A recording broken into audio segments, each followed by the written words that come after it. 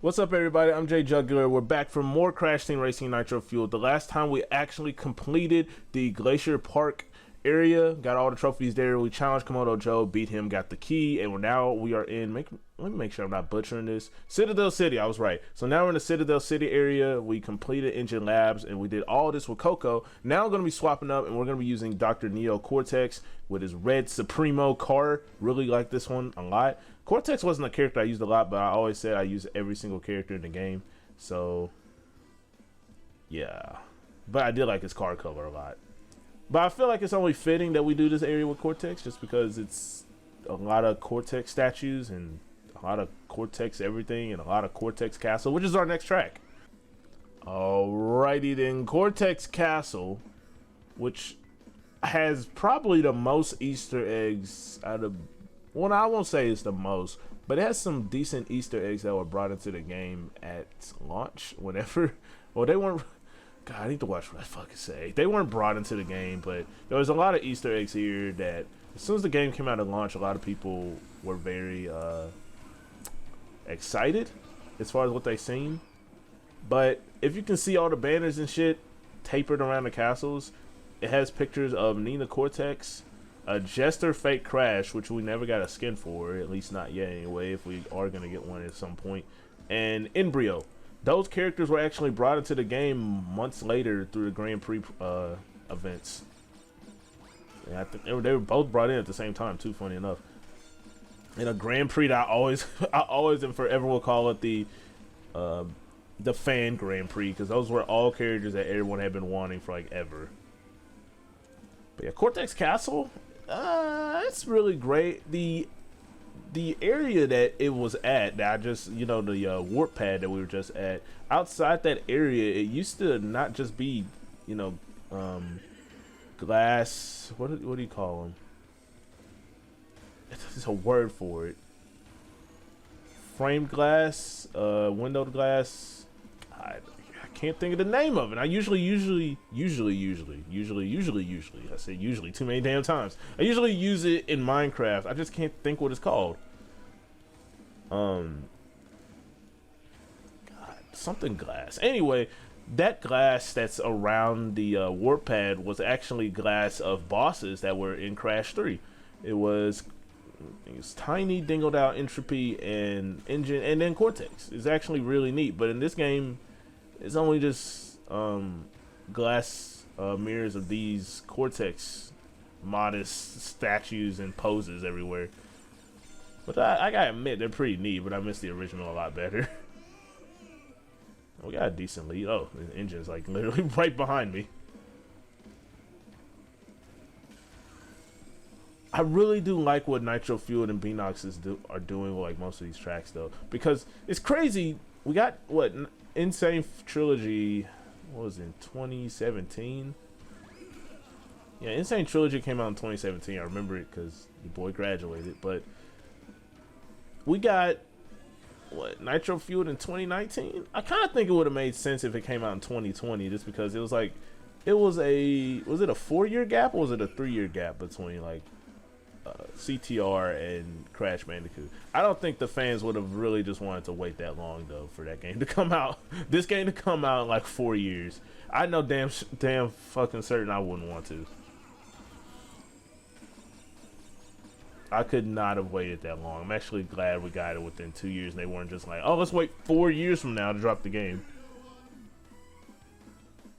That was easy. Cortex Castle is also a considerably long track, but that one is also one of my favorites. Pretty difficult one, but it's also one of my favorites. All right. First Cortex's trophy. I still think that's so fucking gross. I don't know where the hell they got the idea for Engine's whole like losing animation, to be honest with you, because that is not anything near what he used to do. He used to just stand there and have exhaust just like coming out of his engine, and you just like be like, oh god, like like I don't know where the fuck they got the idea for his eye just to pop out. That's so gross. What the fuck? So now we got like probably the longest track here. I want to say like the longest Crash Team Racing original track, or if not, it ranks close to probably Tiny Arena. Tiny Arena is hella long, but this one's long too. Also, another one of my favorites, at least in this game, Hot Air Skyway. Alright, so the remade Hot Air Skyway is now a casino in the sky, which I think is so fucking cool. It fits Pinstripe, and I don't know, like, it kind of makes you think back. If you played Crash 1 before and you're kind of like big on Easter eggs, and I'm super big on Crash Bandicoot lore for sure. If you're big on Crash Bandicoot, like anything, then you probably know from Crash 1 what not engine, but what Pinstripe wanted to do in the after game, you know, after you beat, let's say you played Insane Trilogy and you beat the game for the, well, no, that doesn't even happen in the Insane Trilogy, I don't think. Does it?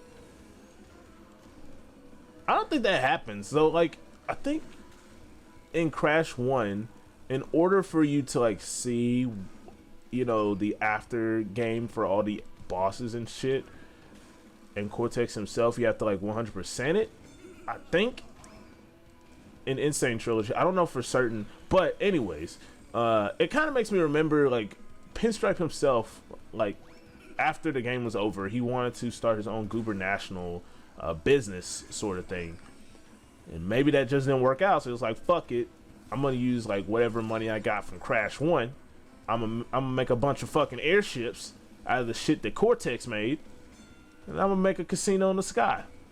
And then it just got turned into a racetrack, lo and behold. I need to read that Crash Bandicoot, like, comic that basically is the prequel before this game happened, which is actually really neat. I should actually show John that too at some point. It's a shame I can't hold this blue flame on this entirety of this track, but it's whatever. So I have a question for anybody watching as well. When you guys play, when you play this game, specifically this game, do you always play as a pro, or do you like to kind of be chill at times too? Because I don't play as a pro all the fucking time, because I don't see the need to just crazily drift across the map. I'll drift sometimes, and I'll get my hops when I need to, but I'm not going to be, you know, doing mad dash drifting and trying my best to maintain blue flame if I don't have to. Like right now, everybody's, you know, devouring my dust. We're beyond eating at this point. Everybody's just straight devouring that shit. So I'm just going to be chilling on the road, you know, enjoying the clouds and shit and looking at the scenery until, you know, someone actually gets on my ass and I need to do evasive maneuvers. I think this track is really neat though. It kind of maintains the same aesthetic from the original Crash Team Racing, in it that it just has a bunch of airships with Pinstripe's face splattered all over them. And if not that, it's just an actual fucking casino. Oh my gosh.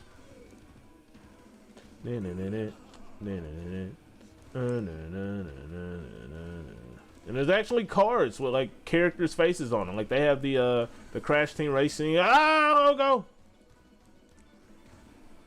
I want to actually look at these cards. Pinstripe sort of card. I think that was Tana. It looked like Tana. If it wasn't Tana, then it was probably Coco. We're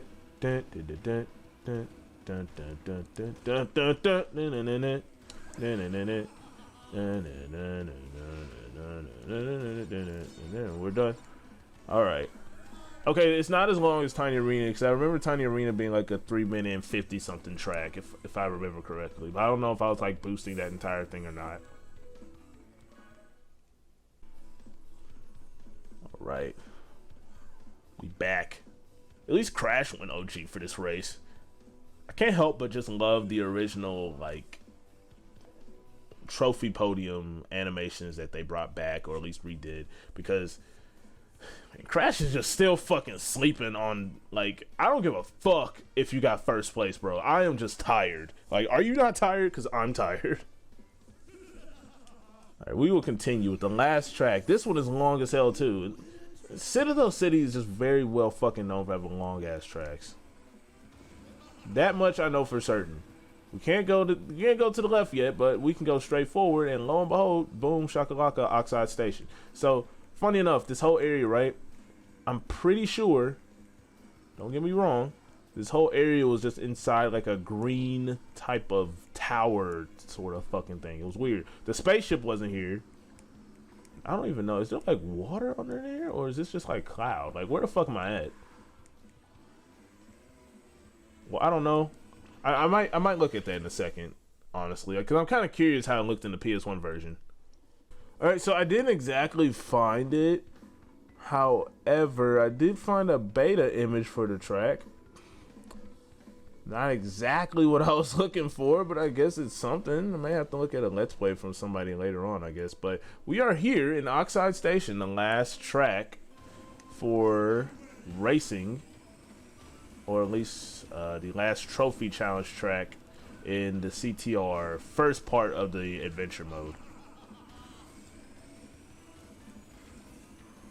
It's also a pretty long track, but this is a super fun track because it's one particular part that I actually like compared to all the other tracks, and that the other tracks just don't have. A lot of big jumps, a lot of weird box placements. It's a fitting track, and it's Oxide's track. This is home turf. Inside his spaceship, I guess. I don't know what this is supposed to be. I don't know if this is supposed to be a space station for him, or oh shit, yep, there it is. That little part right there. This track has a lot of big jumps, but that little part right there, that was actually my favorite part of this entire track, honestly. It's pretty hard to hold blue flames here too, just my opinion. I think if you really just want to be able to hold blue flames for a decently long time, you kind of want to use turn. But you don't want to, I want to say that, but then again, you don't want to. Just because turning will probably make you turn too sharp into a wall or something. I don't know what the fuck this is even supposed to be. Is this supposed to be just like his space station where he gets gas for his spaceship? Or is this just like his you know, renovated track that he uses to race all his captives? Like, I don't know like what this is supposed to be. But it's a fun track, I can tell you that much. And it definitely goes into like probably my top 5 that I can't ever think about. I don't even know what my top 5 tracks are for CTR. If we're talking C and K, I could probably get together a good list just because there's not a lot of tracks there.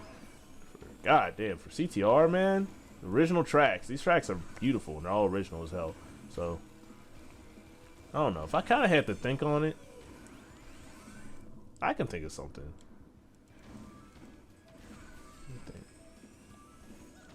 Yeah, I can definitely put something together.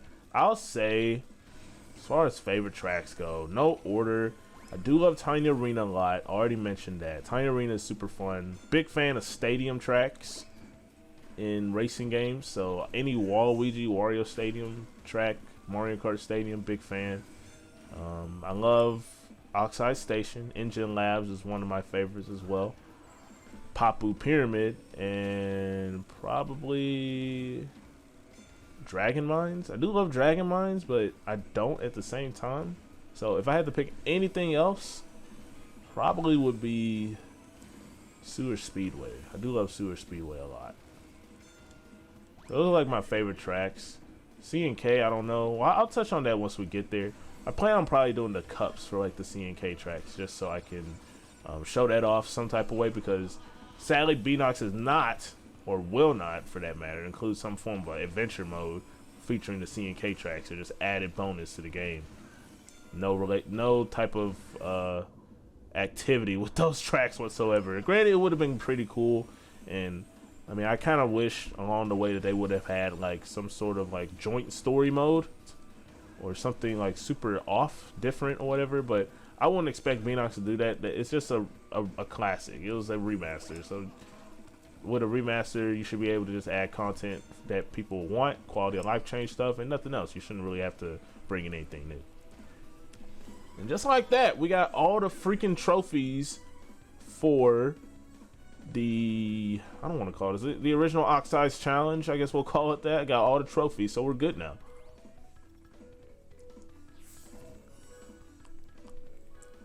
And with that, we will do one more race before We have to face Oxide. You guys thought, no, we got to face Oxide. We're done now. Nope, we still have one more key to get because we had to get all the boss keys of this area.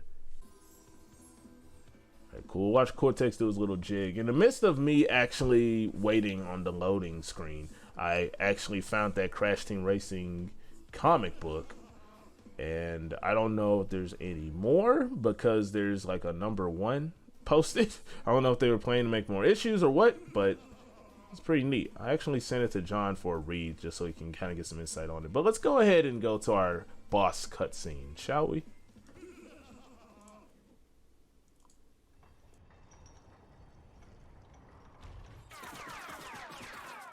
What, you call that racing?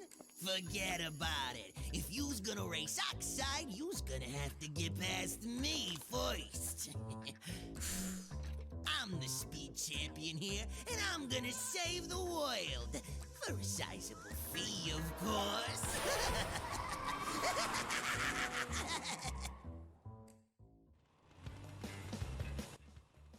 Now, what I don't understand is I don't understand why the fuck was Pinstripe shooting his old boss? Like, what the fuck, bro? How you gonna shoot your old boss like that? Well, I don't really know if Pinstripe quit after Crash 1 because you don't really see Pinstripe anymore after Crash Team Racing. Matter of fact, you don't see him anymore after Crash Team Racing. You see him in Crash Twinsanity, but he just made a cameo appearance. It was nothing else he really did. I think he was mentioned in Crash Twinsanity too, like whenever you had the first encounter with Cortex. So nothing special. Alright, here we are. Lo and behold, Hot Air Skyway for Pinstripe's challenge. Hopefully you guys knew that already, considering how the track fucking looks, but yeah, here we are. It should be easy. Pinstripe's item isn't that bad. Like I said, really just get fucking in front of him. You should be okay, but Pinstripe's item is not that bad. I say that, he's probably gonna just fucking throw something at me. His item of choice is the rolling bomb, which he will consistently fucking throw behind you if he has the chance. It's a good thing there are not a lot of straightaways on this track, but the one straightaway where he can fuck you is the last one just halfway through the track, which can get very annoying if you're just trying to get past him. Alright, so I'm ahead of him, which is fine. We just gotta maintain it. Oh, god damn. I don't know, for some reason I feel like most of these bosses were more difficult in the original. I don't know, that's just because Crash Team Racing on the PS1, as far as difficulty went, it wasn't super hard, but it wasn't too easy. Like the swap between medium and hard difficulty is just like night and day. Like these racers turn into pure savages at the thought of you just like being in first place. I just find that hilarious as shit, though. We got a good lead over Pinstripe. I'm not nervous. I almost hit my own damn item almost. And the best thing about Pinstripe is he does not throw those rolling bombs forward. So it's kind of just a waste if you're just throwing them behind him. Oh no. So this is perfect, albeit this is a long part. I'm super sorry for that. Nobody should be. I'm sorry, but not sorry. I like to play this as long as I can and knock out a lot. But the best thing about this is we will have our own part saved for Oxide, and also talking about the game as a whole, which I will do in the credits. Actually making fun of what everybody does in the after game, as far as like once they're done racing and what they do with the prize money. I guess even though there's no prize money involved, it's just the prize is making sure Earth doesn't get turned into a McDonald's parking lot at 3 in the morning. But that's besides the point. We're almost done though. We're good. And I'm kind of debating. I don't know if I actually want to. I was debating on either using Crash or kind of thinking of something different for this next the last boss, which is Oxide. I might use Crash, but then again, I might not. I don't know. I'll kind of think on it.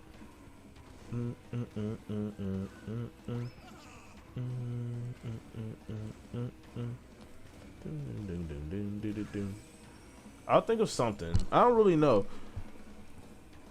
Gosh. It's just the after game is going to be super fun to do. Consider I've never really completed it on the Switch version. Funny enough. And which means, yes, I don't have Oxide's hovercraft, which, I don't know, man. PS4 version is like way superior when it comes to graphics, which is why I played that more over this. And there wasn't a lot of people who played it at one given time. But besides the point, we are done. We have beaten Pinstripe. We're done with that. And we have all the trophies. We have all the keys, which can only mean one thing. So, you's beat me fair and square. I doubt you'll be this lucky with Oxide.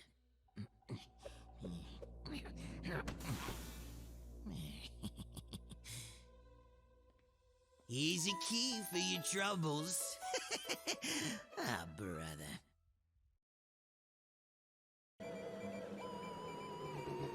Well, the little terror vermin has finally collected all the trophies to become world champion. What took you so long? Now we prove who the fastest driver really is.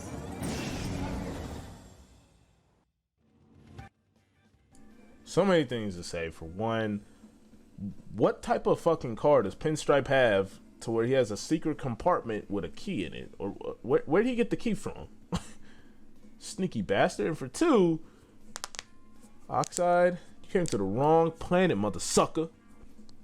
In the next part, we will finish what we started and beat Nitrous Oxide at his own damn game on Oxide Station with a different character. Thank you guys for watching. Feel free to go ahead and like, comment, and subscribe. Don't forget to follow me on Twitter, Twitch, and also add me on Discord if you want to talk to me about anything that you want to talk to me about off camera. And I'll see you guys next time for the finale of the first half of this adventure mode Crash Team Racing Showcase. See you guys later.